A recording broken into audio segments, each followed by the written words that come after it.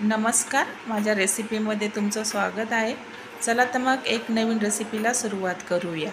आज माझा उपवास असल्यामुळे मी बनवले आहेत साबुदाणे। चला तर मग रेसिपीला सुरुवात करूया। मी रेसिपीची तयारी पूर्ण करून घेतलेली आहे।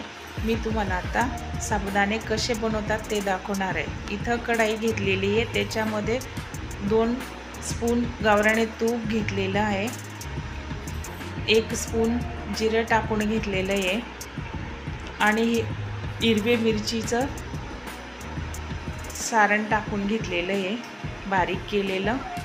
आता याला चांगलं परतून घ्यायचं आहे। अशा पद्धतीने परतून घेतलेले। उकडलेले बटाटे घेतलेले 2 ते टाकून घेतलेले आहेत, ते पण परतून घेतलेले आहेत। अशा पद्धतीने बटाटे परतून घेतलेले आहेत मी। आता त्याच्यामध्ये आपण साबुदाणा टाकून घ्यायचा आहे। त्याच्यामध्ये साबुदाणा टाकून घेतलेला आहे। याला परत परतून घ्यायचं आहे साबुदाण्याला। अशा पद्धतीने परतून घ्यायचं। बारीक केलेला शेंगदाण्याचा कूट आहे। शेंगदाणे भाजून घेतलेले होते मी आधीच आणि त्याचं कूट बनवलेलं होतं, ते इथं आपण गरजेनुसार टाकून घ्यायचं आहे। शेंगदाण्याचं कूट टाकून घेतलेलं आहे, मीठ टाकून घेतलेलं आहे। आता याला आपण चांगलं परतून घ्यायचं आहे। साबुदाणा आता परतून झालेला आहे।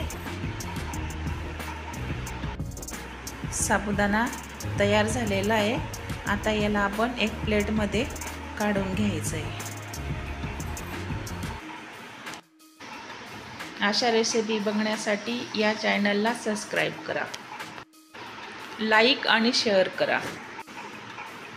साबुदाण्याची खिचडी खूप छान झालेली आहे। तुम्ही सुद्धा ही रेसिपी करून बघा, तुम्हाला नक्की आवडेल। इथं मी देवांना आता नैवेद्य दाखवलेला आहे।